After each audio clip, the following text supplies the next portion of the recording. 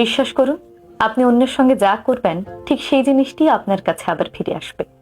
ভালো করলে যেমন ভালোটা ফিরে আসবে, খারাপ করলে খারাপটাই ফিরে আসবে। আজকের যে গল্পটি আমি আপনাদের শোনাবো, এই গল্প শোনার পর আপনারা আর কোনোদিনও অন্যের সাথে অন্যায় করতে পারবেন না। চলুন শুরু করা যাক। এক গ্রামে একজন সৎ এবং দরিদ্র কৃষক ছিলেন। তিনি দুধ থেকে মাখন এবং ঘি তৈরি করতেন, আর প্রতি সপ্তাহে সেই জিনিসগুলো বাজারে গিয়ে বিক্রি করতেন। তার বিনিময়ে নিজের সংসারের যাবতীয় সদাই নিয়ে আসতেন। তো প্রতিবারের মতো এবারও তিনি দুধ থেকে তৈরি মাখন নিয়ে বাজারে যাচ্ছিলেন। প্রতিটি মাখন রোল করা ছিল, আর প্রতিটি রোল ছিল 1 কেজি করে। যে দোকান থেকে তিনি সবসময় কেনাকাটা করেন সেই দোকানে চলে গেলেন। সেখানে গিয়ে তিনি সেই 1 কেজির মাখনগুলো দিয়ে তার পরিবর্তে সংসারের চাল, ডাল, সাবান, মরিচ অর্থাৎ যাবতীয় সদাই নিয়ে ফিরে এলেন।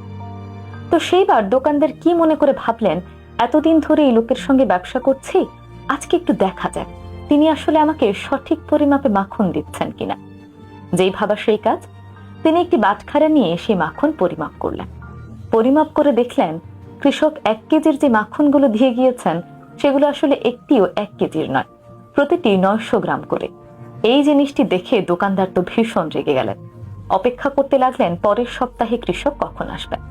পরের সপ্তাহে যখন কৃষক আবার মাখন নিয়ে এলেন, তখন তো দোকানদার চিৎকার করতে লাগলেন, আর কোনোদিনও আমার দোকানের সামনেও আসবে না, এক্ষুনি বের হয়ে যাও, তোমার মতো বাটপারের সঙ্গে আমি ব্যবসা করতে চাই না।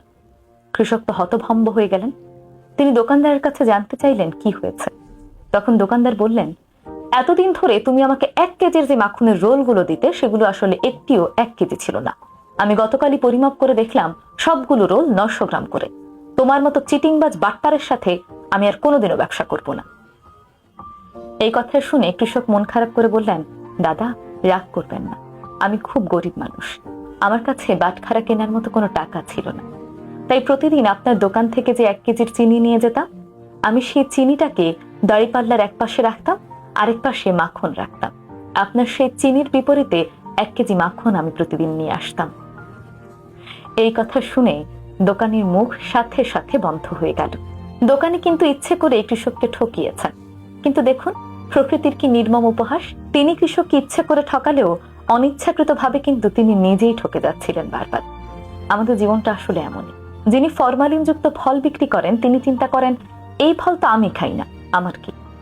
একইভাবে তিনি আবার যখন সেই ফল বিক্রি করা টাকা দিয়ে অন্য কোনো দোকান থেকে অন্য কোনো কিছু কেনেন, মাছ কিংবা সবজি, তখন আবার যিনি বিক্রি করছেন তিনি চিন্তা করেন, এই ফরমালিনযুক্ত মাছ তো আমি খাই না, এই ভেজাল সবজি তো আমি খাই না, তাতে আমার কি।